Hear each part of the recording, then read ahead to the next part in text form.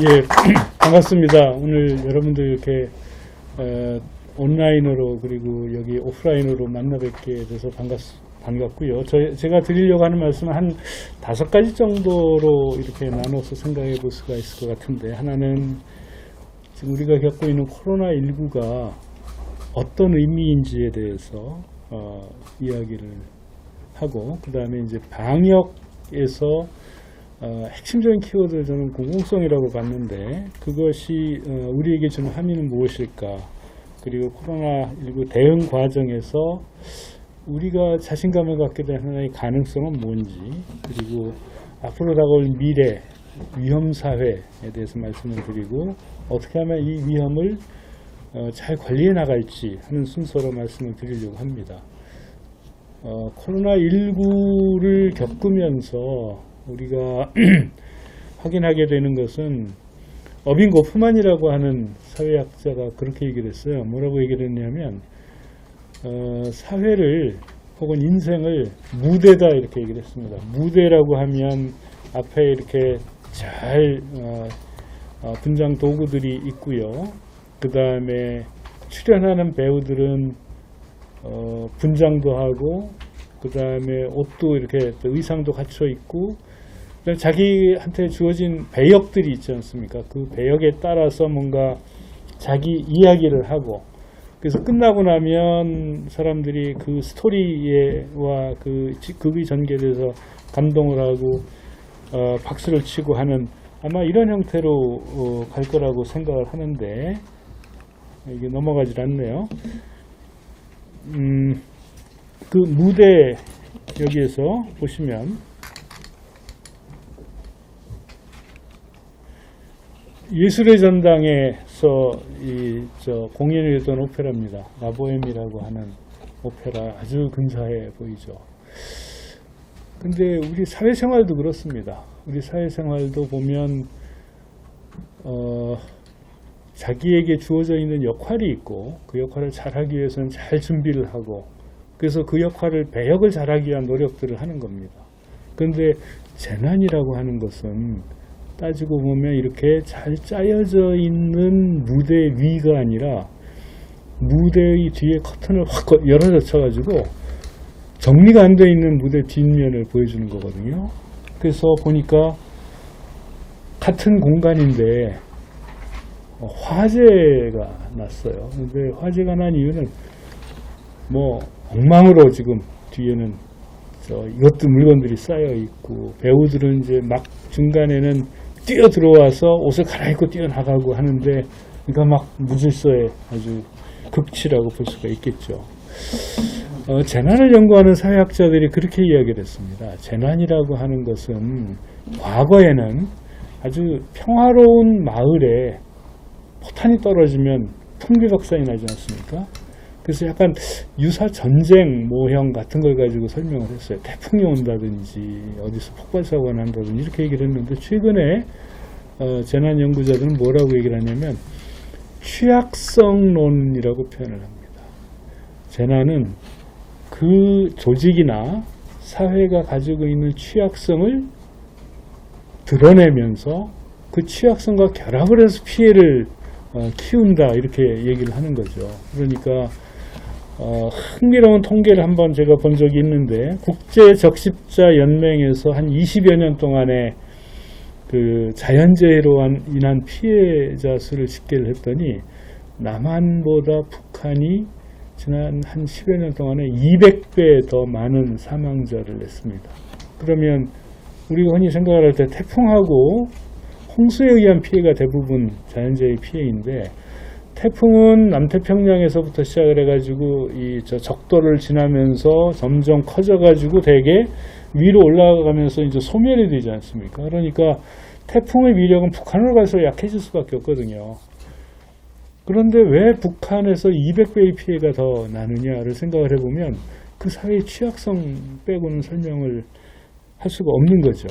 이번에 이 코로나 바이러스로 인해서 드러난 각 사회의 취약성들이 있습니다. 우리는 몰랐는데 감옥처럼 닫혀있는 조직이 이렇게 많다는 걸 처음으로 알게 됐습니다. 그래서 신천지 조직이라든지 혹은 요양원, 정신병원, 콜센터 이런 데들이 외부하고는 차단되어 있으면서 아주 이렇게 밀접한 접촉을 하는 조직들을 중심으로 해서 클러스터 감염이 많이 이루어지지 않았습니까? 특히 초기 단계. 우리가 잘 아는 중국의 경우에는 처음에 이제 코로나가 발병을 했는데 처리하는 과정에서 보면 리원양이라고 하는 젊은 의사가 문제 제기를 했는데 묵살을 하고 처벌을 하고 그래서 결국은 죽게 만들었습니다. 그 다음에 우한에 이 감염이 심각하니까 1000만 명이 사는 도시를 하룻밤 사이에 봉쇄를 하고 그 처리하는 과정에서 보면 일종의 국가주의, 굉장히 권위적인 국가주의 시스템이 팬데믹을 어떻게 다루는지가 이렇게 쫙 적나라하게 다 드러났고요. 그 다음에 미국을 보면 개인의 자유와 선택을 굉장히 중요하게 생각을 했는데 그러다 보니까 공익에 대한 개념들이 별로 없고 의료 시스템도 다 영리병원으로만 돼 있으니까 뉴욕 같은 대도시에서 환자 수가 넘쳐나니까 길거리에서 치료받지 못하고 죽어나가는 많은 사람들이 생겨나지 않았습니까? 그런데다가 한번 이런 팬데믹이 지나고 나니까 사회 갈등이 굉장히 심각해졌고 불평등도 심하고 인종 간의 갈등 심하고 심지어는 대통령까지 이 감염이 되는 이런 사태까지 갔습니다. 우리가 알던 선진국이 아니죠. 일본은 어떻습니까? 일본은 일종의 매뉴얼 없이는 움직이지 않는 사회. 지진에 대해서는 그렇게 잘 대응을 하던 사회가 이번에 코로나19 때는 보니까 아주 우왕좌왕 어쩔 줄을 몰라 하는 이런 모습들을 보였고 일종의 애국적 비밀주의라고 그럴까요? 국가의 이익을 위해서는 전부 시시하는 이런 아주 독특한 그 모습을 보여줬습니다. 우리가 알던 유럽의 그 선진국들이 다 코로나 때문에 공공의료가 무너지고 많은 환자들이 발생하고 사망자가 발생하는 걸 보면서 이 코로나19라고 하는 것이 전 세계의 모든 사회에서 그 사회의 가장 취약한 부분이 뭔지를 다 드러내는 계기가 됐다라고 이렇게 볼 수가 있겠죠. 그런데 이런 팬데믹은 사실은 역사적으로 보면 오랜 우리에게 많은 반복되는 이런 사례였다는 걸 알 수가 있습니다.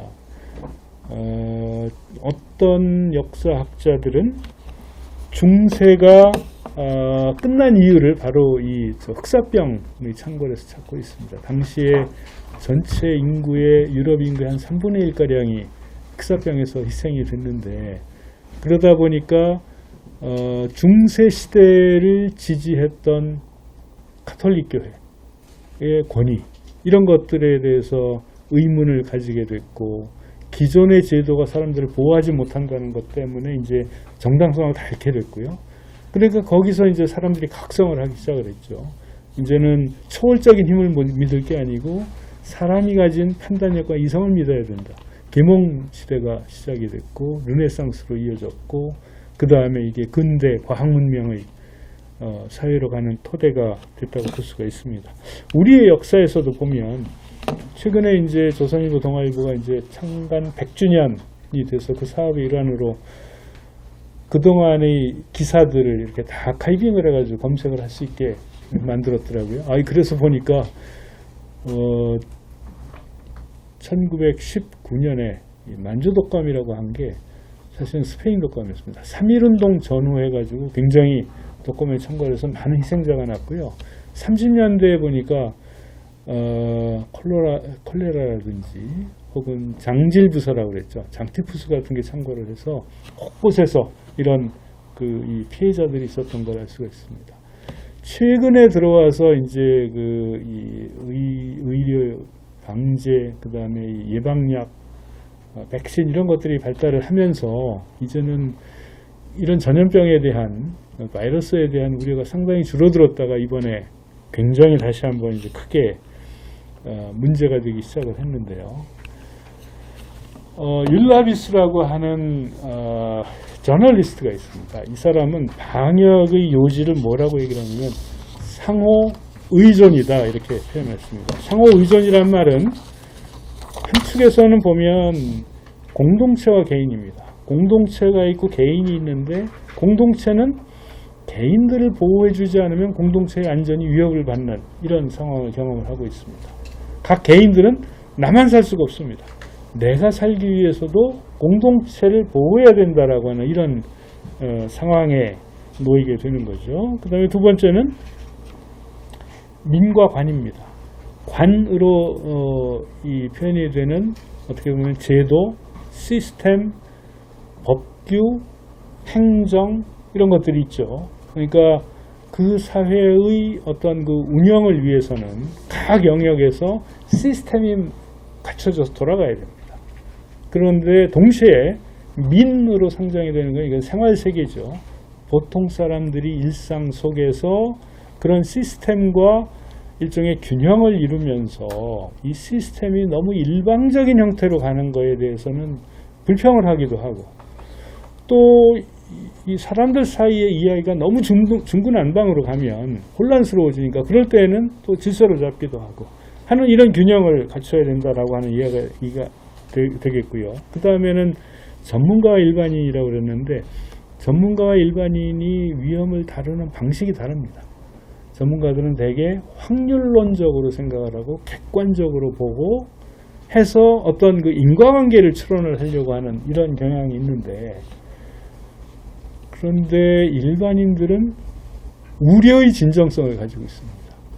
그래서 나한테 어떤 피해가 온다면 그거는 all or nothing이다 라고 하는 이런 생각을 하게 되는 거죠.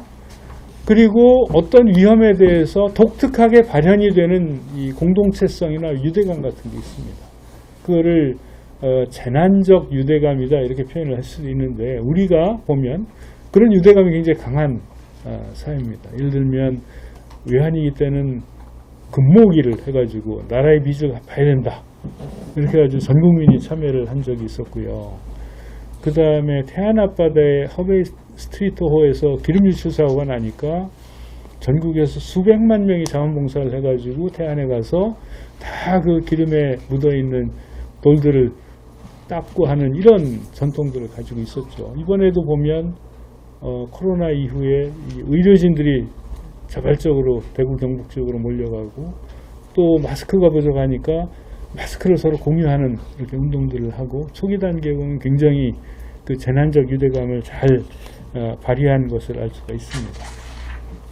그걸 가지고 이렇게 설명을 해보고 싶습니다. 이 공공성이라고 하는 개념을 좀 설명을 해야 되는데, 이거 그냥 설명드리면 사회학과 대학원 무슨 이론 수업이냐 이렇게 말씀을 하실 것 같아서 조금 쉽게 풀어서 설명을 드리겠습니다. 지금 율라비스 얘기하고 딱 통하는 얘기입니다. 뭐냐면 우리가 한 사회의 공공성을 어떻게 정의할 거냐 그러면 그 사회의 시스템이 있고요. 그 시스템 아까 말씀드린 것처럼 행정과 법률과 그 다음에 조직과 정해져 있는 규칙에 의해서 움직이는 행정체계, 시장 제도 이런 것들이 있지 않습니까?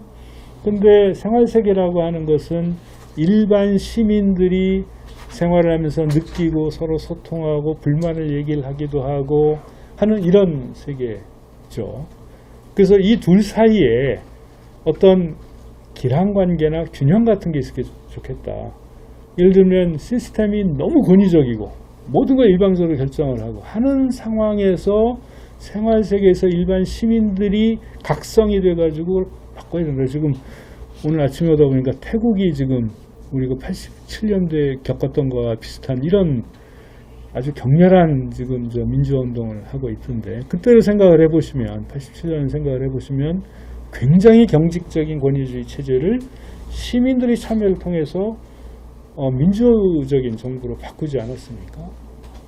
근데 반면에 또 생활세계에서의 시민들의 목소리만 있고 무정부 상태가 된다. 그러면 남미의 니카라과라든지 남미 여러 나라들 정부 기능이 마비가 되고 아주 이 무정부 상태에 혼란에 빠지는 이런 사회가 되겠죠. 그래서 좋은 사회라고 하는 기준 중에 하나는 뭐냐면 이 둘 사이에 서로 밀고 당기는 긴장관계가 있어서 사회가 너무 혼란스러워지면 이 시스템이 정부가 잘 개입을 해가지고 질서를 회복을 하고, 그 다음에 이 정부나 시스템의 작동이 너무 일방적이고 너무 그 경직적으로 돼서 사람들이 불편함을 느끼고 숨이 막힌다라고 느끼면 거기에 대해서 적극적으로 피드백을 해서 이걸 소프트하게 만들고 하는 이 관계가 팽팽하게 긴장을 유지하는 게 좋은 사회다. 이렇게 얘기할 수 있지 않겠습니까?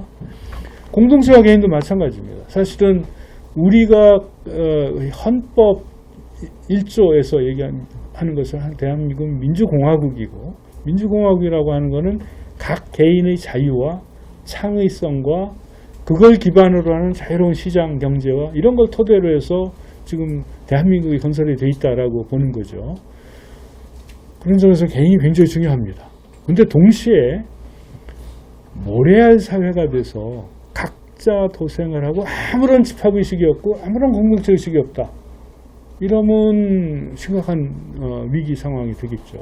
그래서 각 개인들이 자율과 창의성을 중요시하되 그것이 일정한 공동의 목표와 소속감과 유대감을 가지는 사회가 되는 게 좋겠다라고 하는 거고요. 그 다음에 공동체가 사회가 발전을 해야 되지만 개인을 희생시키는 방식으로 가면 곤란하겠다. 그래서 각 개인과 공동체 사이에도 일방적인 집단주의로 가는 것도 곤란하지만 완전히 각자 도생한 사회도 가도 곤란하다. 둘 사이에도 긴장관계가 있어야 되겠죠. 너무 집단주의로 가면 개인들이 숨쉴 공간을 만들려고 노력을 해야 되고, 너무 뿔뿔이 흩어진 사회가 되면 좀 공동체의식을 좀 불러일으키고 하는 이런 사회가 좋은 사회가 아니겠습니까? 그래서 좋은 사회가 어떤 사회냐라고 그러면 지향하는 가치로 보면 롤즈 같은 경우에는 분배적 정의에 대해서 얘기를 했습니다. 쉽게 얘기를 하면 한 사회에서 그 사회에서 가장 가난하고 어려운 사람도 굶어 죽지 않게 하는 안전망을 제공하는 사회. 이게 분배적 정의에 해당되는 거거든요. 그러니까 세금을 걷어가지고 세금을 쓸 때 그 사회에서 가장 어려운 사람에게 그래도 조금이라도 더 도움이 되는 방향으로 자원을 배분하는 원칙. 이게 정의로운 원칙이다. 이렇게 얘기를 했습니다. 그 다음에 그 시스템에 접근을 할 때 예를 들어서 법적인 처우라든지 재판이라든지 혹은 혜택을 나눈다든지 이번처럼 방역을 한다든지 할 때 본인의 노력에 의해서 바꿀 수 없는 특징들, 예를 들면 얼굴색, 인종 이런 거 못 바꾸지 않습니까? 출신 지역도 못 바꾸죠. 남녀도 바꾸기 어렵지 않습니까? 이런 내가 노력해서도 바꿀 수 없는 요인으로 인해서 차별을 받는다. 그런 건 평등한 게 아니다. 이렇게 보는 겁니다. 그래서 그런 의미에서 차별이 없는 게 좋은 사회다라고 하는 얘기가 되고요. 그 다음에 이 생활세계에서 미시적으로 보면 각 개인이 가지고 있는 특징, 역량 이런 것들을 극대화해서 내 타고난 능력을 개발할 수 있고 그 다음에 내가 나에게 직접 영향을 미치는 어떤 중요한 정치적인 의사결정에 내 의견을 반영할 수 있어야지 이게 좋은 사회다 라고 이렇게 볼 수가 있는 거고요. 그 다음에 이 솔리데리티라고 한 거는 그 생활 세계에서 사람들이 모두가 공통의 공정한 규칙 하에서 생활을 하고 있기 때문에 그 규칙이 개방되어 있고 공정하고 투명하다는 것을 신뢰하면 나는 특정한 개인들과의 연대만 중시할 것이 아니라 보편적으로 그 사회의 누구하고도 뭔가를 협력할 수 있는 토대가 되지 않겠습니까? 그런 의미에서 연대감이 굉장히 중요하다라고 하는데 이거를 공공성이라고 하는 틀로 가져와 보니까 분배적 정의에 해당되는 게 바로 공익적인 거다. 공익에 해당되는 게 어떤 겁니까? 예를 들면 군대. 우리나라는 국민 개병제를 하고 있지 않습니까? 왜 군대를 모든 대한민국의 남성들은 다 가야 된다고 얘기를 합니까? 그게 공익적인 거라서 그렇습니다. 어떤 나라는 돈 많은 나라들은 용병을 씁니다. 외국의 군인들을 채용을 해서 월급 주고서 지켜라라고 얘기를 하는데 우리는 그렇게 안 하죠. 왜 그러냐면 이게 모두를 위해서 우리의 영토와 국민의 생명과 재산을 지키는 것은 공익적인 것이다라고 하는 정당성을 가지고 있기 때문에 그 정당성에 기반해서 모두가 기여를 해야 된다라고 주장을 하는 거죠. 예를 들어서 낙도에 있는 소수의 어려운 사람들을 위해서 병원선을 만들어서 운영을 한다 그러면 경제적인 효율성의 관점에서는 결코 수익을 낼 수 없는 사업입니다. 그런데도 낙도에 있는 분교나 학생은 한 명인데 어느 뉴스를 보니까요, 교사가 2명이에요. 그러면 사실은 도시에 있는 웬만한 그 학교보다 훨씬 그 여건이 좋은 건데 사람들이 따지지 않습니다. 왜 학생 1명인데 교사를 2명이나 배치하느냐 따지지 않습니다. 왜냐하면 모든 국민들이 의무교육을 받아야 되니까 비용을 더 들이더라도 정말 먼 섬에 있는 아이도 교육을 받아야 된다라고 하는 정당성이 있기 때문에 그렇게 하는 거죠. 공정성이라고 하는 게 중요합니다. 그러니까 자원을 제공을 하고 검사를 하고 치료를 해주는데 차별을 하면 안 된다. 누구든지 똑같이 해줘야 된다라고 하는 원칙이고요. 그 다음에 시민성이라고 하는 것은 이런 방역의 과정에서 시민들이 적극적으로 자발적으로 참여하고 협력하고 같이 의견을 모아서 모두 마스크를 쓰자 그러면 다 마스크를 쓰고 없으면 나눠주고 하는 이런 시민사회에서의 어떤 협력 같은 게 토대가 될 거고, 그 다음에 공개성이라고 하는 것은 감염자가 어디에서 어디로 움직였고 어디 방문을 했으니까 그 시간대에 거기 간 사람들한테는 정보를 제공을 해서 불안하지 않게, 그러면 당신도 검사를 받아봐라, 이렇게 해서 투명하게 동선을 공개를 하고 정보를 제공을 하고, 그리고 일반 시민들이 그 정보의 투명성에 대해서 신뢰를 하면 사회가 안정이 되겠죠. 그런데 메르스 때는 어땠습니까? 그걸 쉬쉬했습니다. 그 다음에 국민들이 불안해하고 어디서 뭐가 터지는지 모르겠다, 그러니까 민심이 흥행해지고 하는 이런 경험들을 하지 않았습니까? 왜 공공성에 대해서 이렇게 생각을 했느냐 하면 과거의 경험 때문입니다. 세월호 사고가 났을 때 첫 번째 들었던 느낌이 공공성에 문제가 있구나 하는 생각이었습니다. 그래서 그 당시에 서울대 사회발전연구소에 이제 다른 교수들하고 해서 공동 연구를 했습니다. 그렇게 해가지고 OECD 국가를 포함을 해서 전 세계의 대표적인 그래도 괜찮게 사는 나라들을 비교를 해서 시민성, 공개성, 공정성, 공익성 이렇게 나눠서 설명을 해봤더니 놀랍게도 한국이 제일 꼴찌입니다. 세상에. 그 공익성 제일 바닥이고요. 공정성도 제일 바닥이고, 공개성은 끝에서 3번째고, 시민성 끝에서 2번째. 우리하고 비슷한 구조를 가진 선진국이 일본입니다. 일본이 그런 점에서는 공공성에서 굉장히 뒤져 있고요. 일본의 정치 문화 이런 걸 보면 사실 우리보다 더 잘한다고 보기 어려운 일종의 파벌 정치, 세습되는 정치 이런 것들을 가지고 있지 않습니까? 공공성이 별로 없습니다. 미국이 의외로 낮습니다. 미국이 여기 보시면 24위에 해당이 되는데 이번에 그게 잘 드러났습니다. 그러니까 코로나 바이러스에 대처하는 과정에서 보면 미국이 가진 여러 가지 혼란 이런 것들이 자유와 투명성이 이제 높은데 차별이 굉장히 심했고요.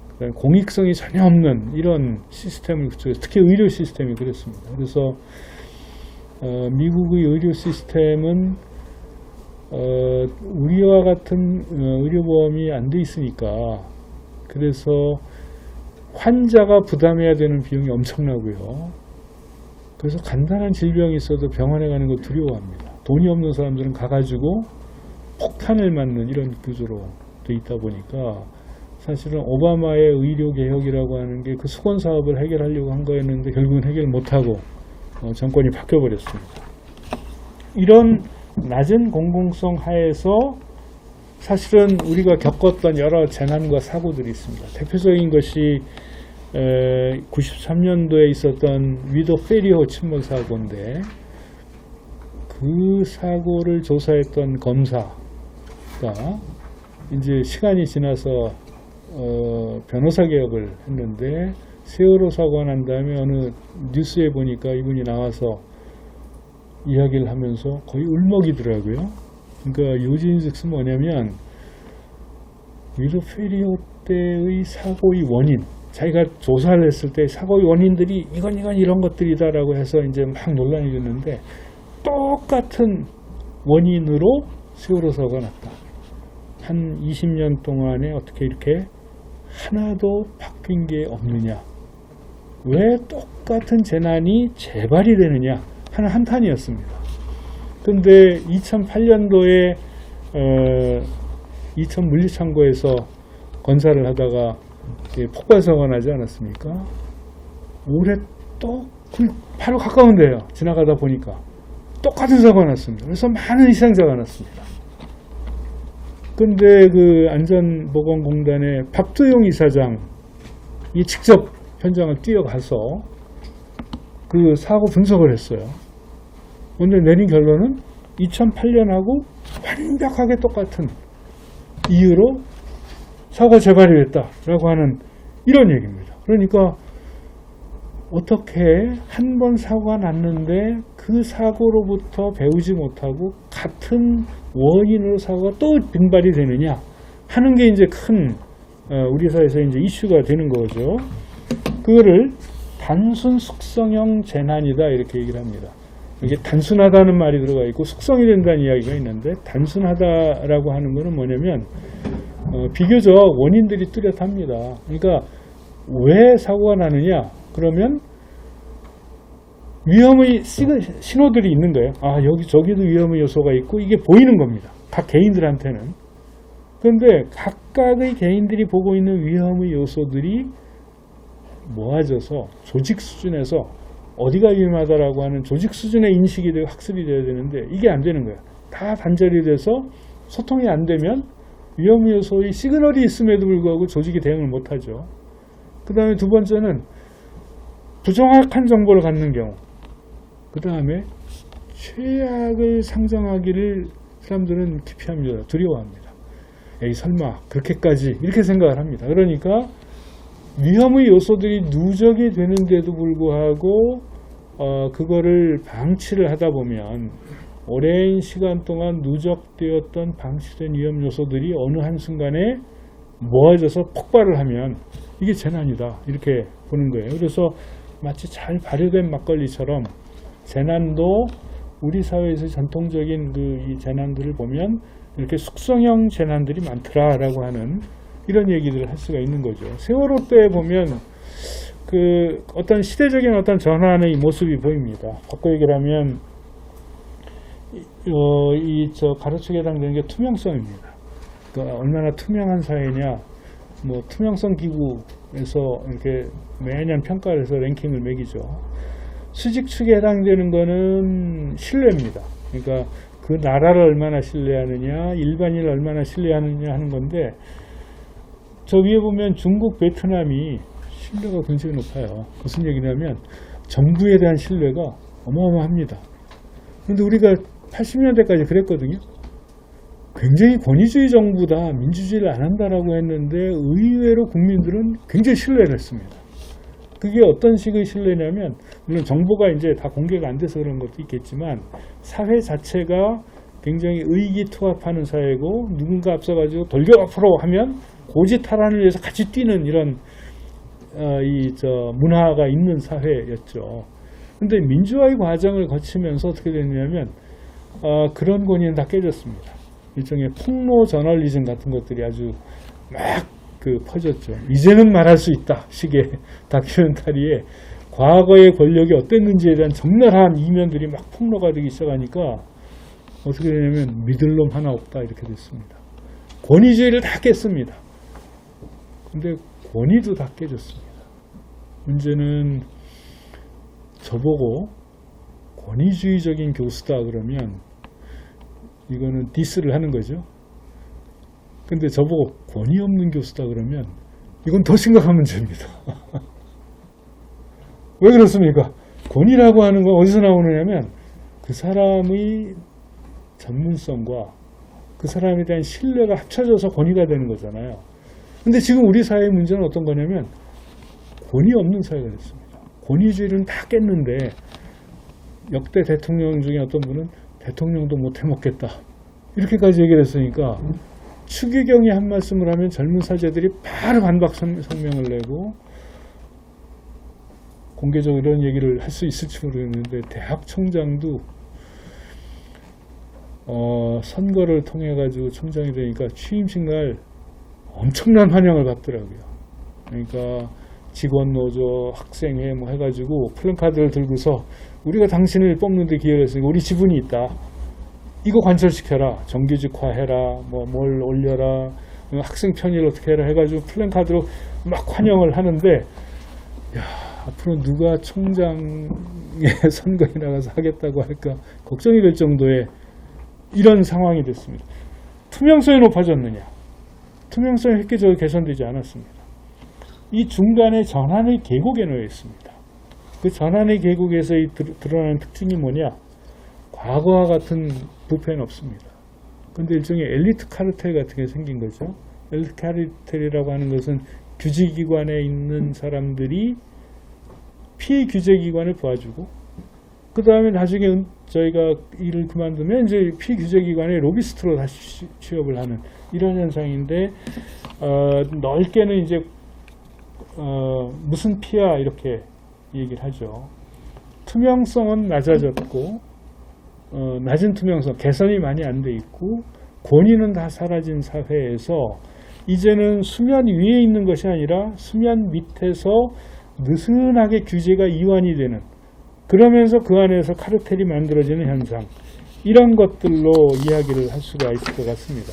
그러다 보니까 전체적으로 그 90년대 이후에 빈발한 재난들과 그 다음에 그 이후에 98년도에 우리가 외환위기를 겪었는데, 이 둘 사이에 굉장히 많은 공통점이 있다고 생각해요. 그게 둘 다 숙성형 재난이다 이렇게 볼 수가 있을 것 같은데, 미래의 가치를, 그러니까 비용을 절약하는 것으로 생각을 했습니다. 그러다 보니까 빨리빨리 뭔가를 만들어야 되고, 경부고속도로도 전 세계에서 가장 빠른 기간 내에 건설을 했는데 가장 저렴하게. 그런데 이제 빠져있는 사실은 완공을 하면서부터 보수를 하기 시작해서 보수 비용은 제일 많이 들어갔다라고 하는 거고요. 풍령 고개를 넘다 보면 거기에 위령탑이 있지 않습니까? 건설하면서 굉장히 많은 희생자가 나는 이런 방식으로 했는데, 얼마 전에 동남아 어느 나라를 갔더니 거기에서 인명사고를 낸 교포가 형사적, 민사적 책임을 면하고 풀려나는 데 들어간 합의금과 벌금을 합쳐서 200만 원이었다고 이렇게 얘기를 하더라고요. 그러니까 그 얘기를 들으니까 갑자기 이 사회가 어떤 사회인지가 금방 이미지가 탁 박히더라고요. 사람의 목숨값? 말이 안 되죠. 어떻게 사람 목숨에 값을 매깁니까? 그런데 보험회사에서는 무슨 허프만법, 무슨 법 해가지고 다 보상을 할 때의 기준으로 목숨은 얼마고 부상은 얼마고 장애는 얼마고 이렇게 또 매기지 않습니까? 그렇게 놓고 보면 나라마다 사람의 목숨값이 다른데 선진국으로 갈수록 그 값이 비쌉니다. 근데 우리는 과거에는 굉장히 목숨값이 싼 사회에서 빠르게 발전을 하면서 이제는 굉장히 비싸졌습니다. 매슬로우의 욕구의 그 위계로 치면 처음에는 가장 단순한 것에 대해서 사람들이 욕구를 가지다가 점점 더 높은 차원의 욕구들을 갖게 되는데, 요즘 이제 우리 사회를 보면 안전에 대한 욕구가 굉장히 높아져 있는 이런 사회가 됐습니다. 일반인만 그런 것이 아니라 기업에서는 종업원들도 그런 높은 기준을 기업에 요구를 하고요. 그 다음에 국민들도 높은 눈높이를 갖기 시작을 했습니다. 그러니까 과거와 같은 방식으로 안전에 관련된 비용을 줄이는 방식으로 해서 뭔가 빨리 성장을 하는 모델이라고 하는 것은 이제는 더 이상 사회적으로 합의를 하기 어려운 이런 상황이 됐다라고 볼 수가 있겠고요. 그 다음에 이런 규제의 문제, 규제의 이완의 문제가 심각했는데 이제는 이런 것들 때문에 모두가 고통을 받고 있습니다. 시스템이 앞에서 말씀드린 것처럼 잘 작동을 해야 되는데 이 시스템이 이완이 되다 보면 불특정 다수가 이제 피해를 보는 이런 상황에 우리가 지금 와 있기 때문에 이거는 개인이나 개별 기업의 문제라기보다는 우리 사회 전체가 지금 고민해야 되는 문제가 된 게 아닌가 하는 생각을 하게 되고요. 또 하나는 일본을 가보니까 그렇더라고요. 일본을 가보니까 일본이 우리보다는 조금 빨리 60년대에 그때 이제 나카소네 다나카 이런 분들이 일본 열도 개조론 이런 것들을 얘기를 하고 어마어마하게 인프라에 투자를 해서 다리하고 터널하고 이런 것들을 막 대거 건설을 했거든요. 지금 가보니까 이제 다 노후해져 가지고 곳곳이 이제 무너지고 터지고 이거를 이제 다시는 이제 관리해야 되는 그 사이클이 다 됐더라고요. 연한이 다 됐더라고요. 근데 우리가 이제 그런 단계에 들어왔습니다. 70년대, 80년대 고도 성장기에 건설을 했던 인프라들이 물론 송도 같으면 아주 깔끔하게 새로운 인프라로 딱 깔려있는 스마트 도시를 지향을 하지만 오래된 산업도시들 예를 들면 울산이나 포항이나 창원이나 혹은 남동공단 이런 데 보면 굉장히 오래된 그 인프라들이 이제는 노후해져서 교체기에 이제 들어가 있고요.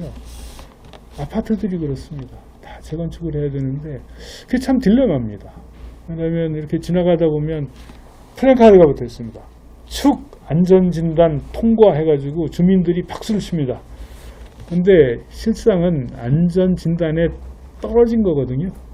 그러니까 이 아파트는 노후한데 구조적으로 문제가 있어서 더 살기 어려운 곳이다라고 하는 판정을 받으면 전부 환호를 합니다. 왜 그렇습니까?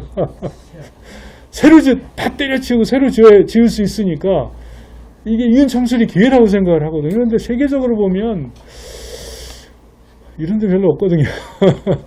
우리가 워낙에 짧은 시간 동안에 성장을 하면서 그 방식에 익숙해지다 보니까 이제는 튼튼하게 오래 살 수 있는 집을 지어야 되는데 여전히 이 신화에 지금 갇혀 있는 겁니다. 그래서 이런 것들도 좀 해결을 해야 되겠다라고 하는 거고요. 정규직 비정규직의 문제도 심각합니다. 사실은 외환위기 전까지는 우리가 이렇게 심각하지는 않았거든요. 근데 외환위기를 거치면서 완전히 보호받는 정규직과 똑같은 일을 하는데 예를 들어서 대기업의 노조에서 보호받는 정규직과 중소기업에서 노조화되어 있지 않은 비정규직 사이의 임금 차이만 해도 거의 10대 4 정도 되고요. 그래서 근본적으로 신분차별입니다. 유럽에서의 비정규직이라고 하는 것은 똑같은 일을 하는데 풀타임으로 하는 사람이 정규직이고 이걸 파타임으로 하는 사람이 비정규직이거든요. 그리고 오히려 파타임이니까 시급을 더 줍니다.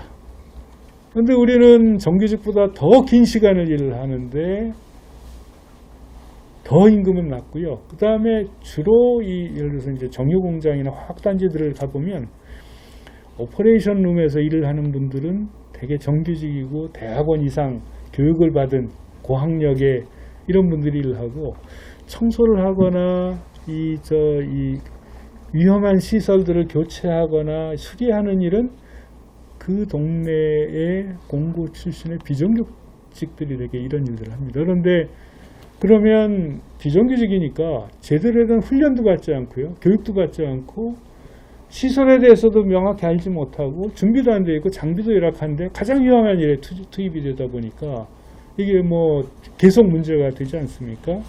이런 부분들이 좀 문제다.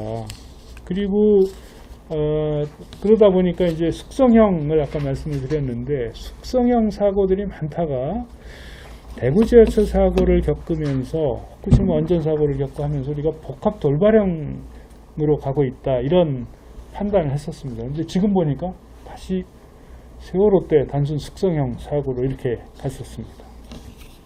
근데 이번에 코로나를 겪으면서 우리가 갖게 된 새로운 가능성 중에 하나 이런 겁니다. 앞에 말씀드렸던 공공성, 공익적이고 공정하고 시민 참여하고 공개적인 이런 형태의 공공성의 프레임으로 보면 중국은 어떻게 갔느냐? 전부 국가 중심이고 집단 중심으로 갔습니다. 개인들을 다 희생시켰습니다. 미국은 어떻게 갔느냐? 방역을 해야 된다고 마스크 써야 된다고 그러니까 총을 들고서 주청소에 가서 시위들을 했어요. 개인 자유를 침해하면 안 된다. 우리한테 억지로 마스크를 씌우지 마라. 극단적인 형태의 개인주의입니다. 리버테리안이죠.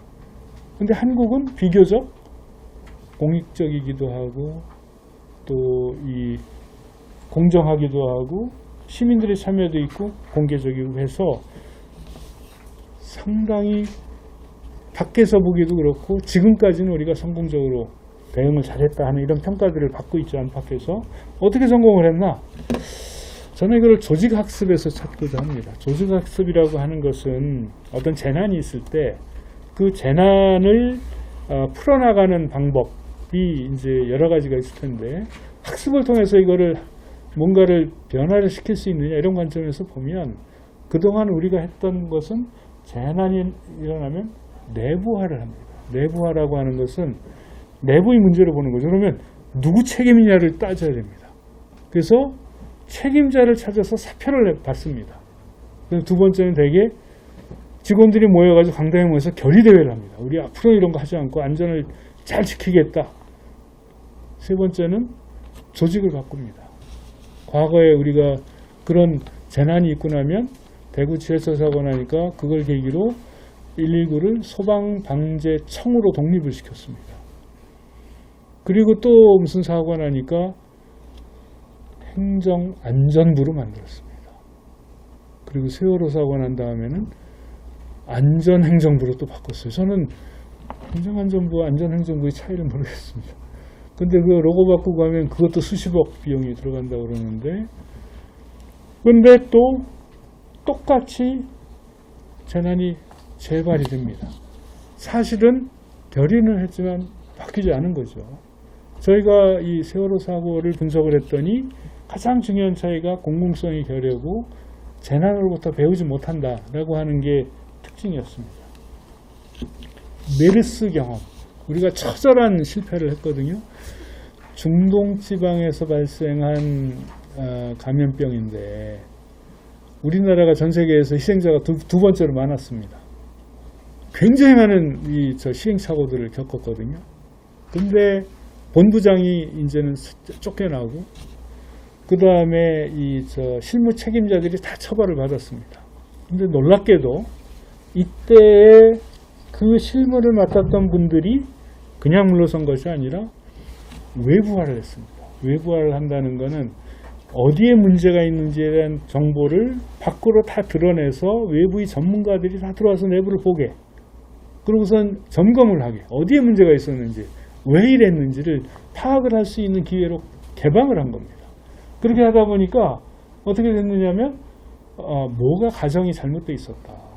그리고 이런 상황에서 이렇게 했어야 되는데 이걸 놓쳤다 하는 것들을 다 체크를 해가지고 메르스 백서라고 하는 걸 했습니다. 저는 이 백서를 보고 깜짝 놀랐습니다. 우리나라에 그런 빈발하는 재난이 있었는데 제대로 된 백서를 낸 적이 한 번도 없어요. 싸우기만 했어요. 세월호 특히 그렇습니다. 사고 나고 나니까 어떻게 됐느냐. 시스템 페일리어죠. 근데 정치권에서 나뉘어가지고 서로 비난하게 바꿨습니다. 아직까지 해결이 안 됐습니다.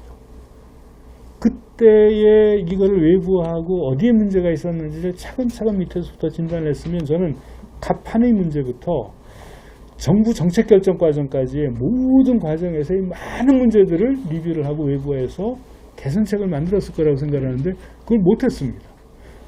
그걸 했어요. 500페이지의 백서와 500페이지 프로그램에서 1000페이지짜리 백서를 만들었는데 그 백서의 한 페이지입니다. 그러니까 국가 방역 체계를 어떻게 개편해야 되는가. 또다시 팬데믹이 오면 이렇게 해야 된다. 1, 2, 3, 4 해가지고 요약표입니다. 이 백서를 만들 때 실무 책임을 맡았던 센터장이 이번에는 본부장이 됐습니다. 이 백서의 내용을 숙지를 하고서 골든타임을 놓치지 않고 다시 팬데믹이 오니까 그것 준비한 대로 쫙 처방을 했습니다. 굉장히 신속하게 대응을 한 거죠. 그래서 우리가 보기에도 깜짝 놀랄 정도로 대응을 잘했는데 갑자기 그렇게 된 겁니까? 처절한 실패의 경험을 가지고 제대로 외양간을 고쳤기 때문에 그렇게 된 겁니다. 우리가 갑자기 K방역이다, 세계 수출하는 모델이다, 정치권에서 그렇게 얘기를 하는데 저는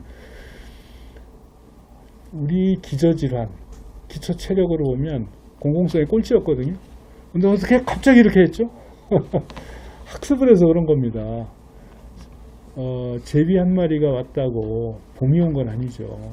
근데 방역은 우리가 성공을 했습니다. 근데 다른 데는 어떠냐? 불안합니다. 왜 그러냐면 저렇게 대응을 했는데 소위 정무적인 판단은 계속 어긋나는 사례들이 계속 나타났습니다. 그래서 우여곡절이 많았죠. 청으로 승격시킨다 그러니까 그걸 또 부처의 이해관계로 예산과 인력을 늘리는 형태로 또 이걸 포섭을 하려고 그랬습니다. 또 난리가 났습니다. 이거 보니까 이 전문가들이 가지고 있는 식견과 그 다음에 시스템에 대한 점검을 통해서 내온 대안 이런 것들을 제대로 수용하고 존중하지 않으면 안 되겠다 하는 이런 생각을 하게 되는 이런 사례가 되는 겁니다. 대응이 핵심이 뭐였느냐? 저는 임기응변과 우리가 가지는 어떤 유연성 이런 것들이 말하자면 민과 관이 협업하는 이런 일들이 이번에 잘 일어났기 때문이라고 생각을 하는데 그 중에 하나가 어떤 거냐? 예를 들면 이런 겁니다.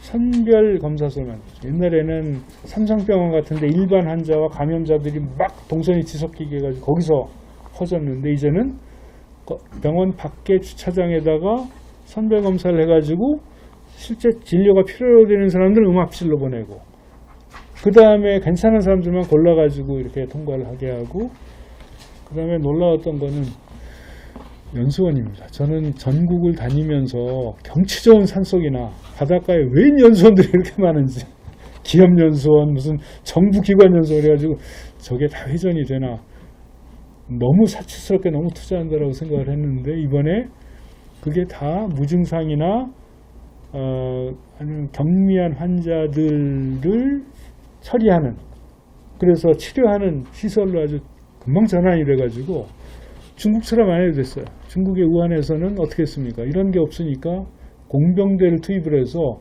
2주 만에 병상 2,000개 병원을 만들어 그 자랑을 하는데 얼마나 엉터리로 만들었겠습니다. 그런데 우리는 그럴 필요 없이 있는 자원을 잘 임기응변을 잘 활용을 했다. 이런 비결 굉장히 좋았고요.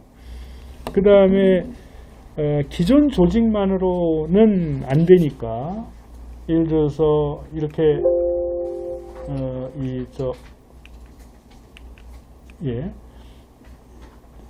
다른 이제 본래는 다른 기능을 하는 조직들이 그 기능을 할 수 있도록 확장을 하기도 하고 그 다음에 임시로 그래서 이제 국경업무 의사회 같은 경우에 재난 상황이 되면 평소에는 전화 받는 직원 하나 있다가 재난 지역에 야전 병원을 만들면 많은 의사들이 전 세계에서 자원봉사로 몰려와서 치료를 하고 끝나면 다시 복귀를 하면 또 조직은 사라지죠. 이런 식의 확대 조직 같은 조직적인 유연성 같은 것들을 잘 발휘를 해서 결국은 코어에 해당이 되는 거예요. 이 코어에 해당되는 게 뭐냐면 중증의 호흡기 질환 환자들이 왔을 때 에크모라고 그러죠. 그래서 인공호흡도 하고 혈액을 또 순환을 시켜가지고 다시 맑은 혈액으로 바꿔서 넣어주고 하는 이런 아주 핵심적인 시설 이런 것들이 가지고 있는 용량이 있는데 이 용량을 넘어가지 않도록 확진의 수준을 이렇게 낮춰놓은 겁니다. 이게 이제 그 플래트닝 더 커브라고 하는 이런 전략인데 이걸 했기 때문에 우리가 지금 초기에 대구에서 조금 실패를 했지만 비교적 잘 성공을 한 거고 저걸 못한 데들이 대규모로 사망자들이 나고 하는 이런 재난 상황까지 간 거죠. 미래는 어떻게 될 것이냐.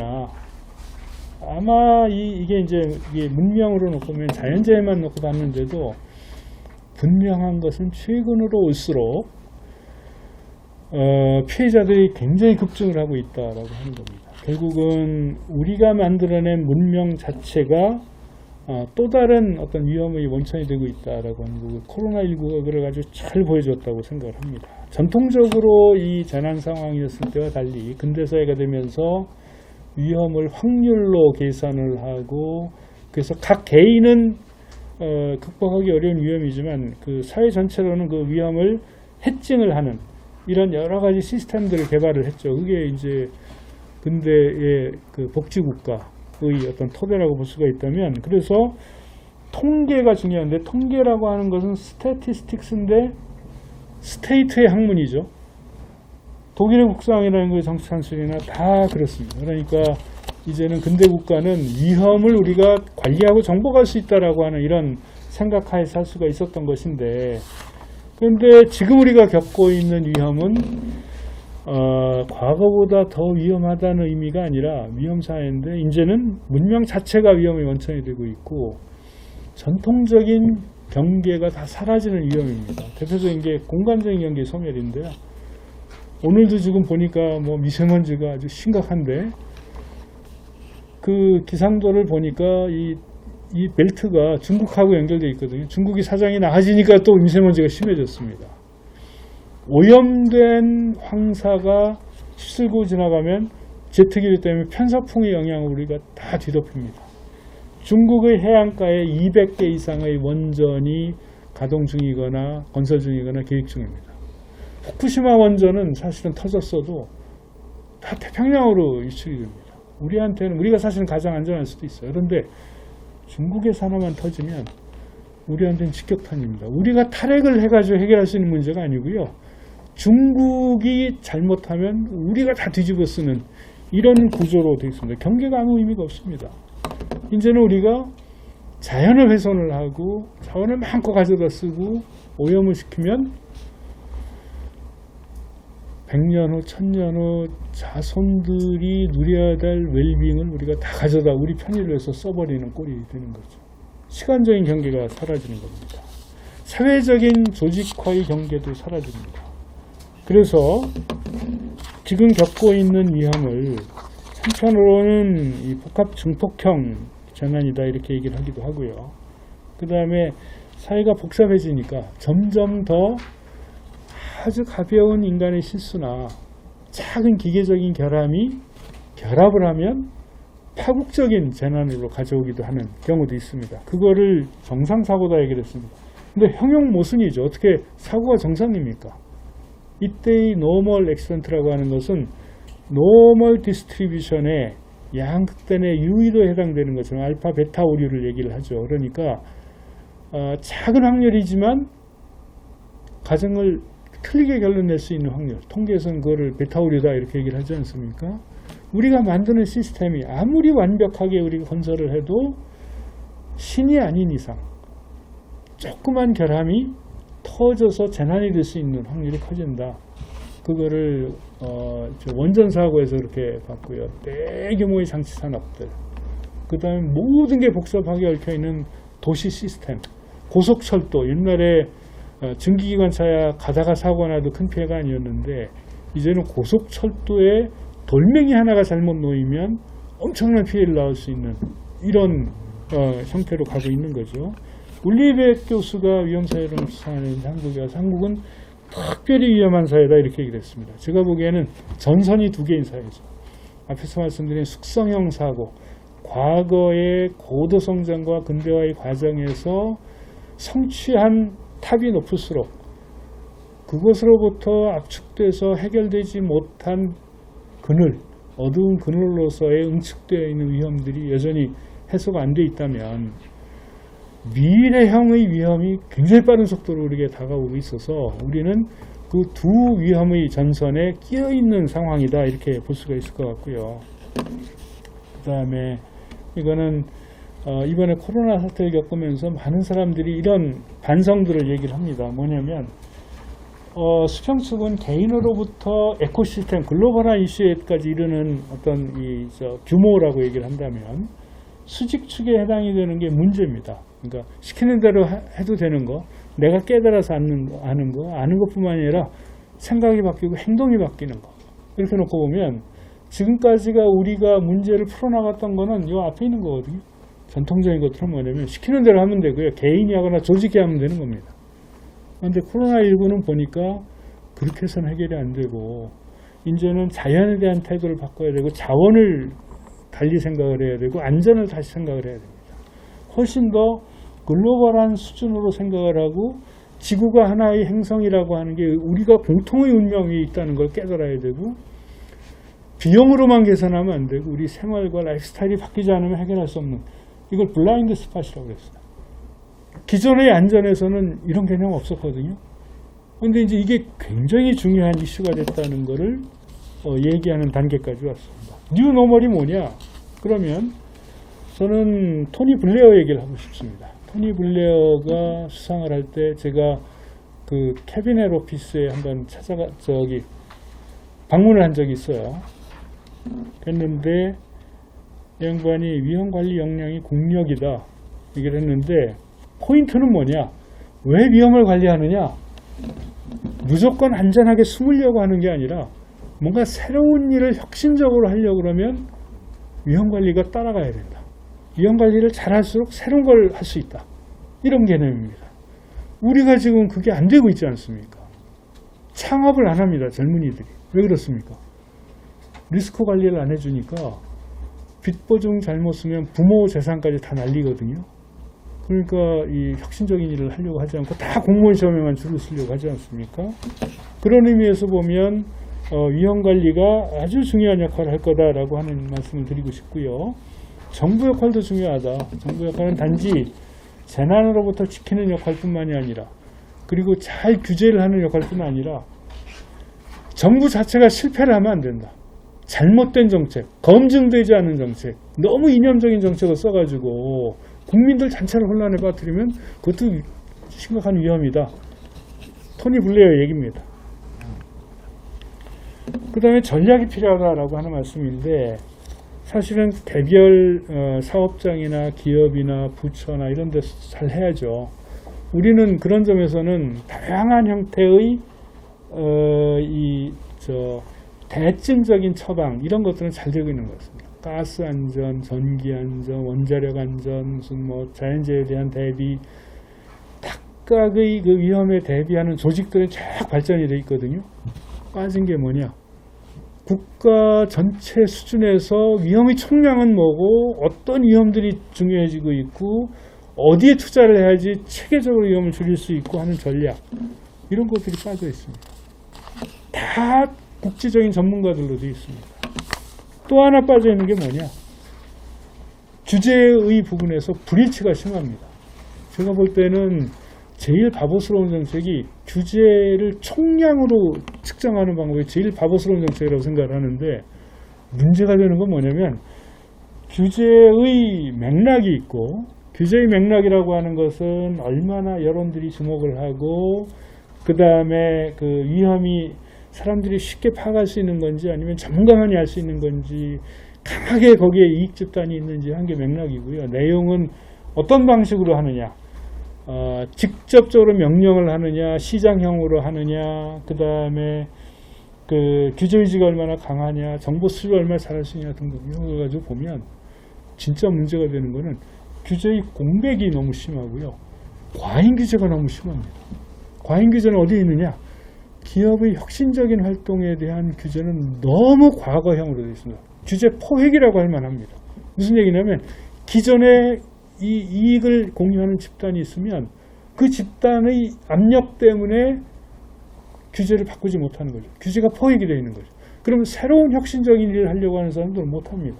서울대공대 서승우 교수가 자율주행차를 가지고 실험을 하고 이걸로 사업화를 하려고 그러다가 하다 안 돼가지고 포기를 하고 싱가포르로 갔다가 지금 캘리포니아로 갔어요. 혁신을 쫓아내는 방식의 규제, 이건 과잉이죠. 그런 거 하면 안 된다. 근데 공백이 있습니다. 대표적인 게 어떤 거냐? 글로벌 플랫폼 기업들이 와가지고 우리나라의 망을 다 쓰고 하는데 세금 안 냅니다. 사용료 안 냅니다. 그리고 우리나라 국민들이 정보를 다 가져갑니다. 근데 공정거래위원회는 그 부분에 대해서는 침묵이거든요. 국내 기업들만 잡습니다. 공백이죠. 이런 거 하면 안 된다. 라고 하는 얘기고요. 그 다음에 경제적인 규제와 사회적인 규제, 이분법을 버리고 불일치를 줄이자. 그 다음에 산재율은 낮은데 산재 사망률은 독일의 4배거든요. 뭐가 잘못된 거 아닙니까? 무슨 얘기냐면 리포트를 제대로 하면 처벌이 강화가 됩니다. 그러면 리포트를 안 하려고 그러죠. 그런데 사망자 사고는 리포트를 안 할 수가 없지 않습니까? 그러니까 이런 기형적인 현상이 되는 거예요. 똑같은 게 어떤 거냐? 문화재가 발굴이 됐다. 건설을 하는데. 그러면 건설하던 사람이 자기 돈으로 발굴을 해서 국가에 헌납을 해야 됩니다. 그리고 공사는 못합니다. 그럼 누가 리포트를 하겠습니까? 그렇게 해서 없어지고 사장되는 문화재가 굉장히 많을 텐데 이거는 잘못된 규제죠. 그런 걸 고쳐야 되지 않겠습니까? 특히 심한 거는 사유화되는데, 이익은 사유화되는데 위험을 사유화하는 위험, 이건 정말 문제라고 생각을 합니다. 왜 그러냐면 불특정 다수에게 피해를 줄 수 있는 이런 거에 대한 규제는 엄해야 된다. 특히 이제 유럽 선진국들을 보면 이런 쪽의 방향으로 가고 있는 거거든요. 그 다음에 사이언스 리터러시를 높이자. 제발 전문가들 얘기를 좀 듣자. 너무 정무적으로 위험을 판단하고 선택을 하고 정책을 하지 말자. 그리고 너무 이익 중심으로 생각하지 말자. 전문가들이 연구한 객관적인 근거를 존중을 해주는 그런 방식의 정책 결정, 이런 것들이 좋겠다라고 하는 얘기입니다. 시간이 다 돼서 그냥 마지막으로 한두 마디만 말씀을 드리고 이제 정리를 해야 되겠습니다. 우리가 겪고 있는 질문은 코로나를 겪으면서 어떤 사회가 좋은 사회냐, 이런 질문을 저는 받고 있다고 생각을 해요. 그 사회는 과거처럼 이제는 앞으로만 달려가는 성장이 아니라 이제는 지속 가능성을 좀 생각을 해보자. 그러면 기업은 기업대로 어떻게 지속 가능하고, 국가는 어떻게 지속 가능하고, 인류는 어떻게 지속 가능하냐라고 하는 문제가 이제는 본격적으로 이렇게 다가오기 시작을 하고 있는데, 경주 최부잣집에 가봤습니다. 갔더니 육훈이 있는데 거기에 이런 기절이 있어요. 뭐냐면 흉년이 들었을 때 재산을 늘리지 마라, 이런 말이 있더라고요. 그러니까 남의 비극으로부터 자신이 이익을 극대화하지 마라, 이런 얘기였고, 그 다음에는 주변 백리 안에 굶어 죽는 사람이 없게 해라. 최부잣집이 조선시대에 300~400년 동안을 갑부로 유지가 될 수 있었던 건 단지 경제적인 효율성을 극대화해서가 아니라 그 사회에서 요구되는 정당성, 기대, 이런 것들을 충족시켰기 때문에 그 가치가 존중이 되고 사람들에게 존경을 받고 한 거였죠. 그런데 그 육훈의 가치가 보니까 그동안 전 세계적으로 뭐가 좋은 사회냐라고 하는 평가 기준들이 발달되어 오는데, 최근에는 유엔의 지속가능 발전 목표 17개 하고 사실은 문제의식이 똑같습니다. 이제는 기업들도 보고서를 내게 되어 있습니다. 어떻게 하느냐면 ESG 그러죠. 그래서 환경, 거버넌스, 사회적인 기여, 이런 것들에 대해서 어떤 활동을 했는지. 그런데 안전 문제가 굉장히 중요합니다. 왜 그러냐면 소비자들의 안전을 위협하는 제품을 만들었다. 그러면 지금처럼 소비자들의 눈높이가 안전에 굉장히 높이가 있는 상황에서 그 기업이 전폐가 문제가 됩니다. 그러니까 이거를 비용의 문제로 따지면 해결이 안 되는 이슈로 와 있는 거고요. 그 다음에 얼마나 환경에 기여를 하고 있느냐, 환경보호에 기여를 하고 있느냐 하는 것들이 투자자들이나 소비자들한테, 예를 들어서 유럽이나 미국의 대부분의 투자 펀드들이 가치 투자를 합니다.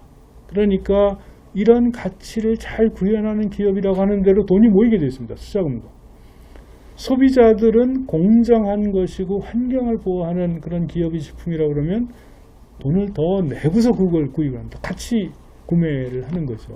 이런 상황이 됐기 때문에 이제는 기업이 안전 문제를 이거를 좁게 공장 안의 문제로 보기보다는 사회와 소통을 하면서 사회적으로는 우리가 이 지구를 지속 가능성을 위해서 기여를 하고 있고, 소비자를 위해서 우리가 하고 있고, 중요한 스테이크 홀더들의 안전을 개런티를 하면서 기여를 한다.